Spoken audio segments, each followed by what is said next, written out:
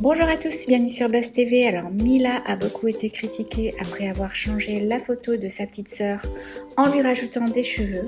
Elle revient aussi sur l'affaire Ilan en expliquant qu'elle a bien fait de le défendre. Je vous laisse avec la vidéo. Franchement, c'est pas croyable. Je viens de rentrer à la maison et ça faisait longtemps que j'avais pas lu des conneries en fait. J'ai partagé une photo de ma petite sœur et je partage très rarement des photos de ma petite sœur. Tout simplement parce qu'elle est pas du tout dans ce milieu-là et qu'elle souhaite pas du tout l'être. Et vous avez pu voir, pourtant, c'est une bombe atomique. Sûrement même la plus belle de nous quatre, parce qu'on est quatre sœurs. Et c'est surtout aussi la plus naturelle. J'ai partagé une photo de ma petite sœur parce que j'étais très contente, parce que ça fait un an quasiment jour pour jour, parce que cette photo c'était à Noël dernier. Alors que ma soeur avant elle avait les cheveux courts l'année dernière et du coup quand j'ai voulu repartager cette photo elle m'a dit écoute j'aime pas ma coupe et tout et moi je lui ai dit t'inquiète pas il y a Photoshop, il y a FaceApp qui existe et tout, je vais te rajouter des cheveux. Et là je vois qu'il y a une polémique énorme qui est en train de prendre des proportions.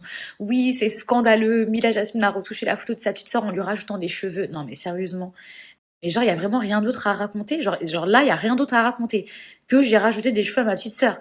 Enfin, on n'est pas dans j'ai modifié son visage ou j'ai blanchi sa peau ou j'ai foncé sa peau ou je lui ai changé sa couleur de cheveux. Non, je lui ai simplement rajouté des cheveux. C'est comme si par exemple elle avait mis une perruque.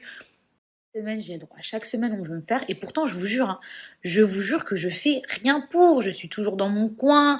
Genre, je suis toujours limite comme un rat vivant dans les égouts. Vous voyez ce que je veux dire? Je suis vraiment dans mon coin. C'est-à-dire que je suis pas là à clasher les gens, à attaquer, à parler, mais il faut toujours qu'il y ait un truc à dire sur moi. Mais lâchez ma vie.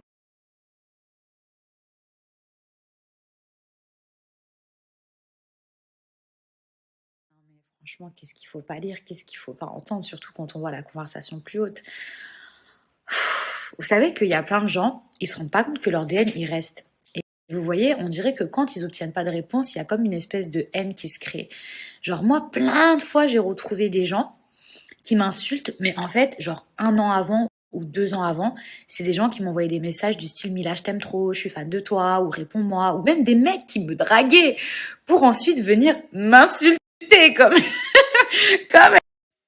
Ah, vraiment. J'y suis, j'en profite aussi pour prendre la parole concernant Ilan, fameux Ilan qui lui aussi est toujours dans les polémiques malgré lui, mais lui encore c'est une autre histoire. Souvenez-vous, j'étais une des seules, si ce n'est la seule, à l'avoir défendu sur les réseaux sociaux. Et d'ailleurs, je regrette pas du tout. Je regrette pas du tout de l'avoir défendu.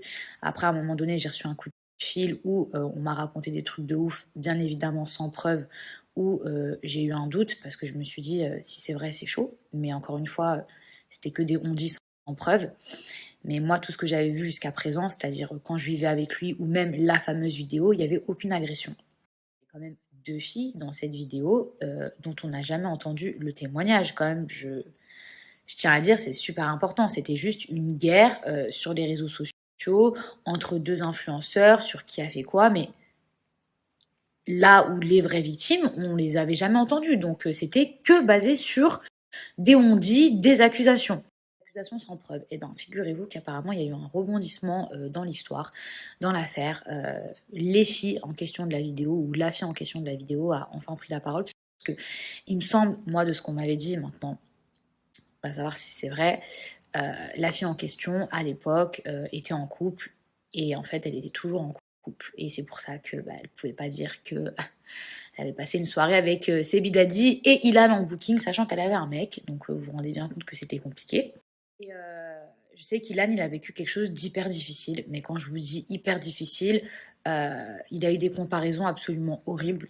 Voilà, je ne veux même pas rentrer dans les détails où les gens l'appelaient Marie du Trou. Je suis contente parce que la vérité, elle finit toujours par se savoir.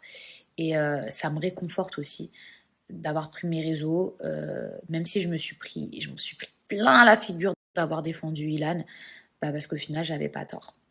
Sachez que c'est super difficile de prendre le parti que personne ne choisit.